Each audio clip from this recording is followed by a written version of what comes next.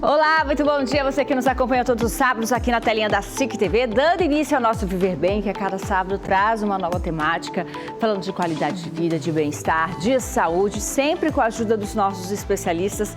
Então permaneça conosco até o fim do programa de hoje para você aprender um pouquinho mais, tá? Bom, o número de internações de crianças pelo vírus que pode causar bronquiolite e pneumonia aumentou em vários estados, inclusive aqui em Rondônia. Bronquiolite é a infecção dos brônquios dos bebês causados por vírus. Adultos e crianças maiores contraem a bronquite, os bebês a bronquiolite. Então a gente convidou o pediatra Dr. Reginaldo Lourenço, que também atende no Sistema Público de Saúde, para nos ajudar a entender um pouquinho mais sobre o que está acontecendo, sobre este problema e como se prevenir. Tudo bem, doutor? Seja bem-vindo aqui com a gente, pode chegar aqui no nosso programa. Bom dia, Renata, tudo bem? Obrigado pelo convite, um prazer estar aqui com vocês. Vamos sentar então, doutor, para a gente Obrigado. conversar, porque percebemos que é uma problemática que está acontecendo no momento. A gente está tendo um surto desse vírus que causa a bronquiolite e também a pneumonia aqui no estado também, não é verdade? Correto, nós temos esse problema, é um problema anual, ele não é de agora, ele acontece todos os anos, sempre neste período. Existe uma proliferação, um aumento do número de casos de vírus que podem causar a bronquiolite. A bronquiolite ela não é causada só por um vírus, ela é causada por um grupo de vírus. Tem um vírus que é o mais comum, que é o vírus sincicial respiratório, mas ele costuma aumentar sempre nesse período. E a gente teve um aumento muito grande dos casos moderados e grave. Esse que foi o nosso problema, porque o número de casos ele é comum nessa época do ano. Só que esse ano nós cursamos com muitos casos moderados e graves.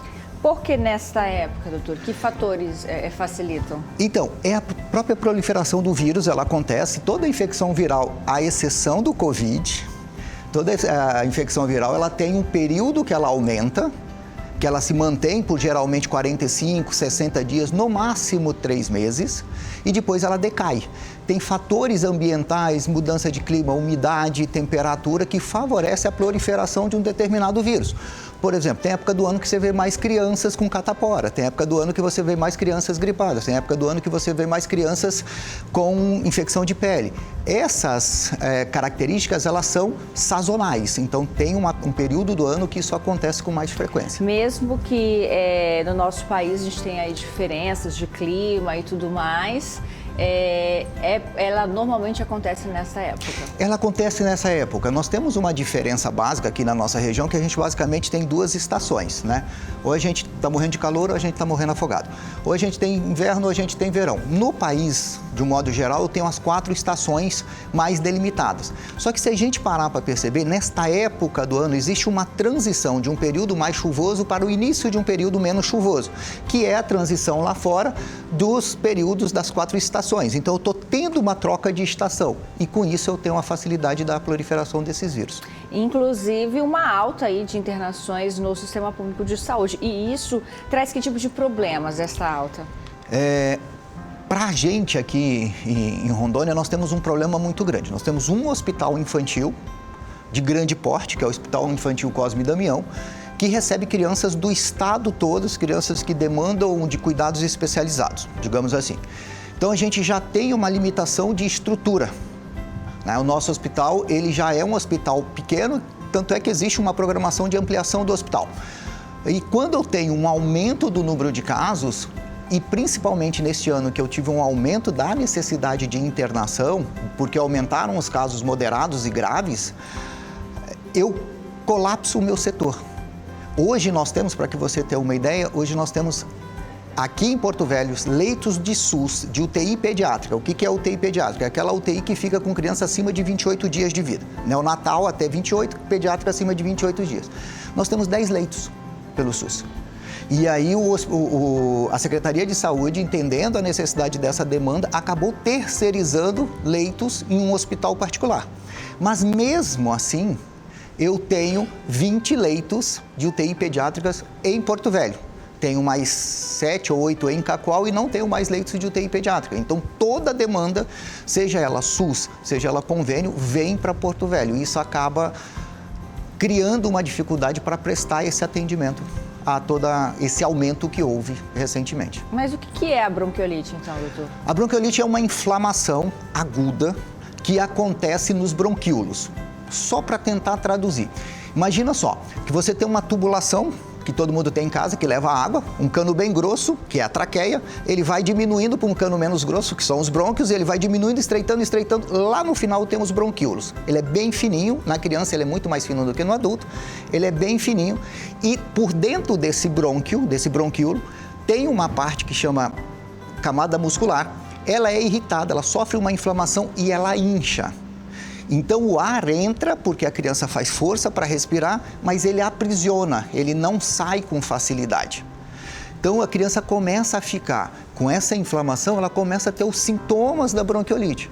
Ela começa a ficar mais cansada, ela começa a ficar precisando fazer mais força para respirar. É por isso que você olha para a criança e você fala assim, nossa, parece que ela está com fome de ar, porque ela está puxando o ar para entrar e esse ar ele tem muita dificuldade para sair.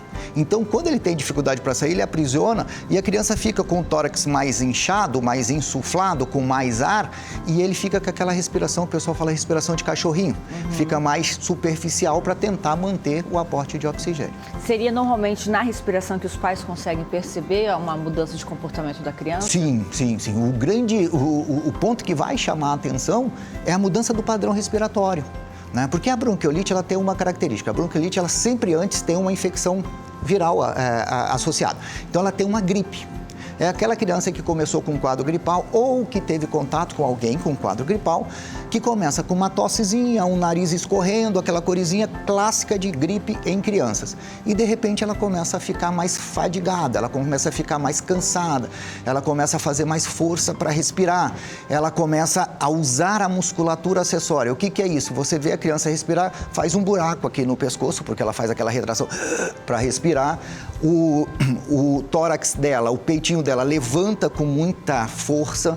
Então você olha a barriguinha, a transição entre o tórax e a barriga, tem uma depressão, tem um buraquinho onde fica o músculo, tudo isso é sinal de que ela esteja usando musculatura acessória. E para que isso? Porque ela precisa fazer muita força para colocar o ar para dentro. Então quando eu faço essa força, eu preciso usar de músculo. E aí é o sinal que a família tem que ficar muito atenta para ou procurar o atendimento, mas principalmente para retornar ao atendimento, porque muitas vezes a gente vai ao atendimento médico, é feito o diagnóstico, é falado que está com um quadro gripal, ou até mesmo é explicado para a família que está com bronquiolite, porque veja bem, acima de 90% dos casos de bronquiolite, eles não vão precisar de internação. Então a gente fala, olha, ela está com bronquiolite, você vai fazer esses cuidados em casa e está tudo bem. Só que a bronquiolite pode evoluir para uma bronquiolite moderada, pode evoluir para uma bronquiolite pesada, grave, e aí ela tem que estar atenta a essa piora respiratória. Quando voltar ao pronto atendimento é que vai fazer a diferença. Certo, vamos falar um pouquinho mais sobre a evolução da bronquiolite depois do intervalo, que é bem breve, você de casa não saia, daí continue com a gente que a gente volta já.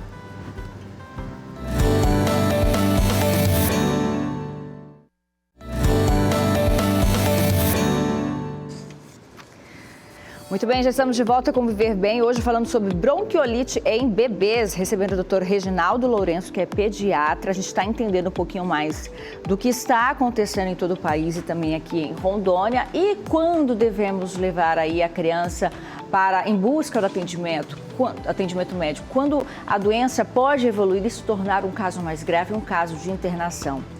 Doutor, então você explicou bem quais são os sintomas, né, bem visíveis para os pais perceberem que algo está errado ali com a criança. Você mencionou sobre acompanhar para evitar uma evolução. A bronquiolite ela pode evoluir para uma pneumonia, por exemplo? Pode. Ela pode sim evoluir para uma pneumonia, qualquer doença pulmonar, seja ela viral. Ela pode evoluir para uma pneumonia porque ela aumenta a secreção dentro do pulmão e isso facilita que tenha a colonização ou o surgimento de outros agentes que levam à pneumonia. Mas me permita só passar uma dica para a população de casa que a gente estava falando anteriormente sobre quando que eu vou parar para pensar, eu volto ou não volto ao pronto atendimento. Quando eu tenho contato com alguém gripado, quando a criança tem contato com alguém gripado, ela pode ter sido contaminada com o vírus que produz a bronquiolite, Só que ela não necessariamente vai apresentar sintomas naquele momento. Então ela tem o que a gente chama de período de incubação. Do contato até o início dos sintomas pode variar de 3 a 6 dias, ok? Então começou a ficar gripadinha, a criança está com tosse, está com coriza, começou a ter um sinal de desconforto respiratório. A mãe acha, e isso é muito importante, falo para todas as minhas mães de consultório, ninguém conhece o filho melhor do que a mãe. Se você achar que ele está respirando diferente, leva para ser examinado. Então a mãe acha que ele está respirando mais rápido, mais cansado, procure o atendimento. Feito o diagnóstico de bronquiolite, tenha em mente o seguinte: quando o meu filho começou a piorar, tal dia, digamos hoje, sábado, então o sábado vai ser o primeiro dia. Domingo, segunda, terça, quarta, até o 5º dia de evolução, essa bronquiolite, ela geralmente progride pouco. O que é isso? Ela piora lentamente.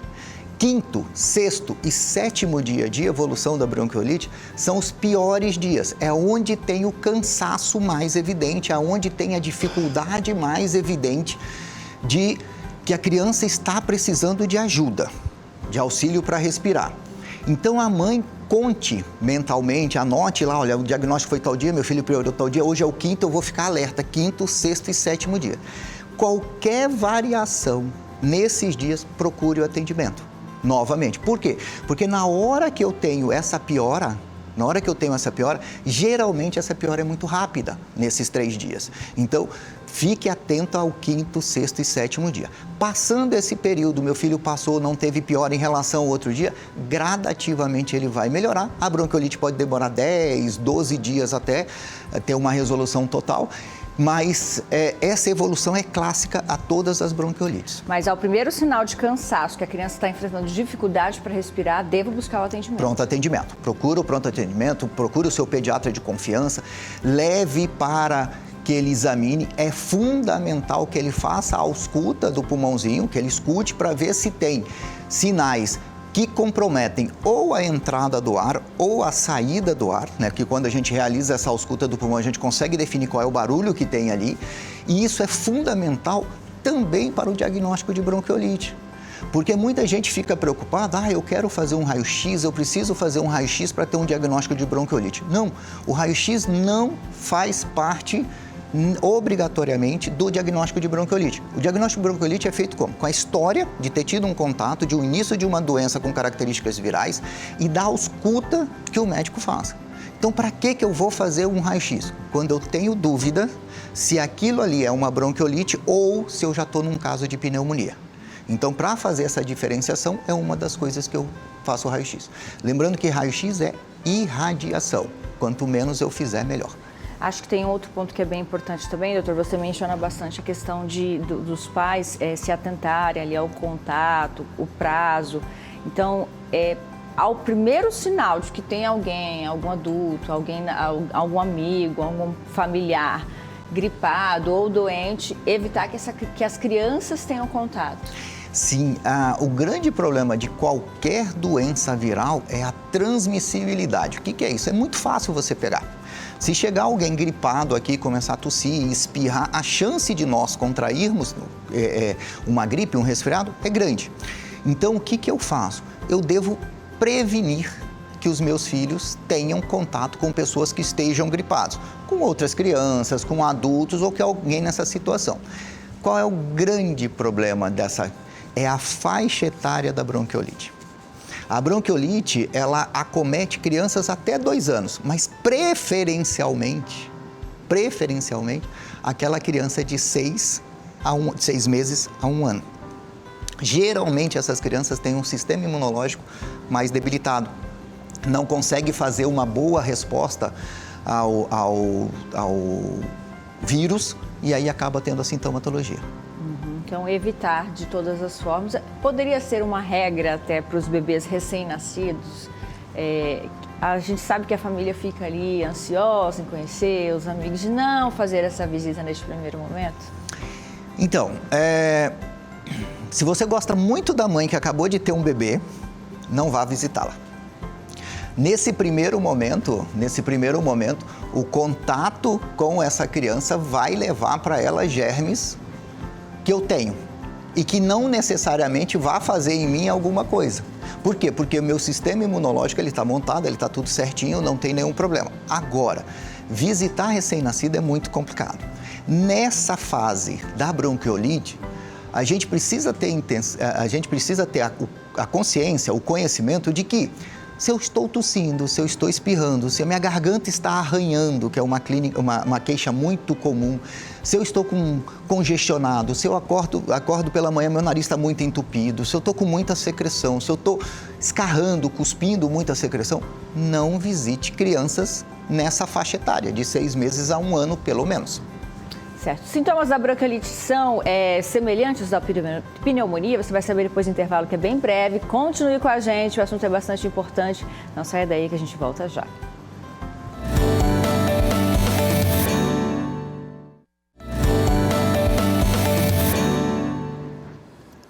Já de volta com o nosso programa falando sobre bronquiolite em bebês, entendendo a importância, né, dessa doença, quando devemos levar as crianças até o hospital, quais são os cuidados que devemos ter preventivos com os nossos pequenos, né?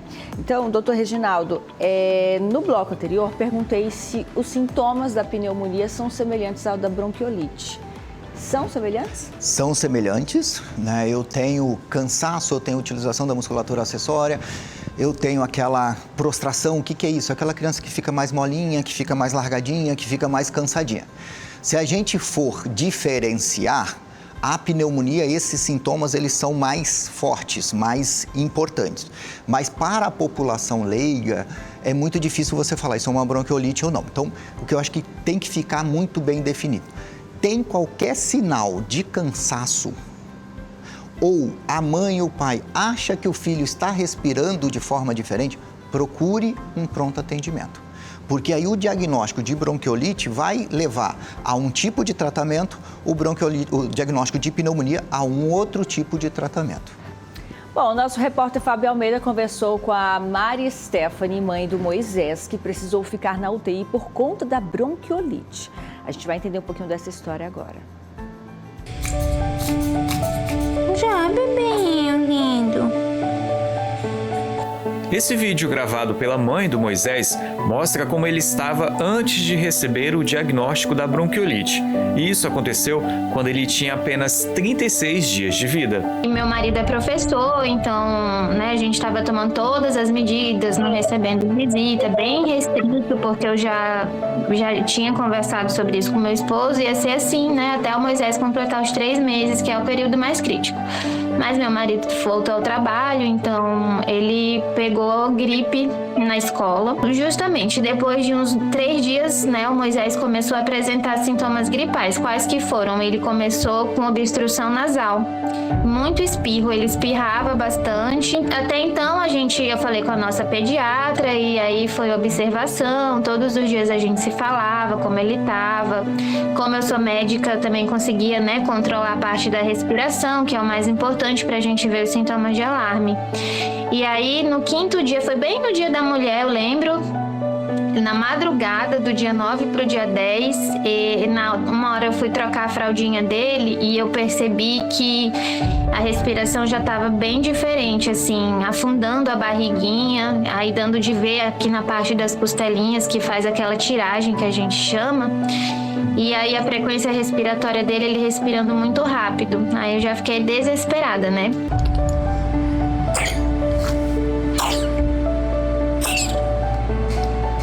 Já no dia seguinte, a Mari Stephanie levou o Moisés até o hospital e com os resultados dos exames, ele precisou ficar internado para receber o tratamento adequado. Ele ficou só esse dia internado no quarto. Foi bem ruim, assim, porque os sintomas pioraram, ele ficou mais cansado, colocaram um monitor para ficar medindo a saturação e aí chegou até 84%, né? Então, de manhã, a pediatra já chegou e indicou UTI, porque ele tinha gravado, né? E aí, esse dia mesmo, a gente já foi para UTI do SAMAR. onde ele deu entrada e assim, foi angustiante, porque foram 7 dias lá e esses 7 dias é assim, no limite, né? Todos os dias. Após uma semana internado na UTI, o Moisés ganhou alta e enfim foi para casa. E a partir daí, a família redobrou os cuidados com a rotina do dia a dia. E restringimos visitas, higienizando bem as mãos sempre, né? A gente não vai em lugar fechado, então assim, o bebê também tem que sair um pouco, passear, a gente só passeia aqui ao redor da rua ou em alguma praça que seja, né, o parque aberto, porque até ele completar 3 meses, ele já recebeu a vacina dos 2 meses. Quando ele aconteceu tudo isso, ele não tinha vacina nem dos 2 meses ainda, né? Então, é muito importante se atentar aos sinais, né? Que um resfriado num bebê, infelizmente, pode complicar. Tá aí, a gente aprendeu um pouquinho mais com a história dela. Ela reforça aquele ponto que você comentou, né, doutor? De se atentar ali aos dias de sintoma para ver a evolução, se há necessidade ou não. A respiração dele ficou mais profunda, mais cansada, e aí a mãe percebeu que era hora de levar para o hospital. E você vê que, assim, a mãe é médica, né? A história é clássica, né? Então ele ficou gripadinho, ele fez uma obstrução, aí ela chama atenção, ele espirrava muito. A única forma que a criança tem de tirar a secreção do nariz é espirrando, então ela espirra com essa finalidade. E no 5º dia ele piora, ela interna, mesmo tendo internado, ele tem uma evolução de piora dos sintomas, 5º, 6º, 7º dia, e aí foi transferido para a UTI de um hospital particular aqui da cidade. Eu acompanhei a partir da internação na UTI, graças a Deus evoluiu muito bem, evoluiu rapidamente, né? Porque fala assim, meu Deus, são 7 dias internado em UTI, é muito tempo. Mas quando eu tenho uma piora, é um tempo pequeno para isso, então a gente tem que se atentar muito aos sintomas para tentar evitar essa piora. Às vezes a gente fazendo tudo certinho pela evolução do vírus vai piorar, então eu preciso estar muito atento. Como ele chegou numa fase de piora, mas numa fase inicial da piora, nós pudemos, por exemplo, não precisar entubá-lo, não precisar colocar na ventilação mecânica, que seria uma coisa que agravaria ainda mais a doença. Ela mencionou ali sobre os cuidados agora que eles redobraram e sobre o tempo de vida do bebê e falou sobre a vacinação de rotina da criança. Existe vacina para a bronquiolite? Existe vacina para alguns tipos de vírus que podem causar bronquiolite. Infelizmente, para o vírus sincicial respiratório, existe um medicamento que chama Palivizumab, esse nome feio mesmo, que ele, infelizmente, na rede pública é destinado apenas para a população de risco. Quais são essas crianças? Toda criança prematura que nasceu abaixo de 34 semanas tem indicação, toda criança que tem a cardiopatia, toda criança que tem neuropatia tem indicação de fazer essa vacinação. Por que isso? Porque nessas situações de cardiopatia, de neuropatia ou de problemas pulmonares, essas crianças têm uma tendência maior a evoluir com a forma grave da bronquiolite. Um outro vírus que tem vacina é a influenza, e é por isso que é tão importante que a gente vacine a famosa vacina da gripe. Eu vou vacinar contra a influenza não é o agente mais comum de causar a bronquiolite, mas ele também pode causar a bronquiolite e ele diminui o quadro gripal. Se ele diminui o quadro gripal, ele vai diminuir a congestão pulmonar, ele vai diminuir o cansaço da criança, ele vai melhorar isso. Então, vacinação é uma coisa que não tem como a gente deixar atrasar, precisa ser feita religiosamente. Inclusive, estamos em campanha, né? Está acontecendo a vacinação contra a influenza em todas as unidades básicas de saúde do município para todos os públicos com idade, crianças acima de 6 meses. Quero agradecer a sua participação aqui conosco, viu, doutor? Obrigada por trazer esses esclarecimentos. Muito importante, de fato, de falar sobre este problema, até porque sabemos que o sistema público de saúde não comporta, então todo cuidado ele é necessário. Obrigada por estar aqui conosco, viu? Eu que agradeço, estou à disposição, espero ter conseguido sanar algumas dúvidas. E lembre-se, se você achar que o seu bebê está diferente, procure um atendimento. Ninguém conhece tanto o seu filho quanto você. Então leve, peça para examinar, peça para que auscultem o pulmãozinho, peça para que seja visto a sua criança, porque a evolução pode evoluir para a forma grave e a forma grave pode levar à morte do seu bebê. Uma simples gripe pode matar. Então fica o recado. Agradecer também a Celibras por mais uma vez estar aqui conosco, nos ajudando a levar este tema a todos os públicos.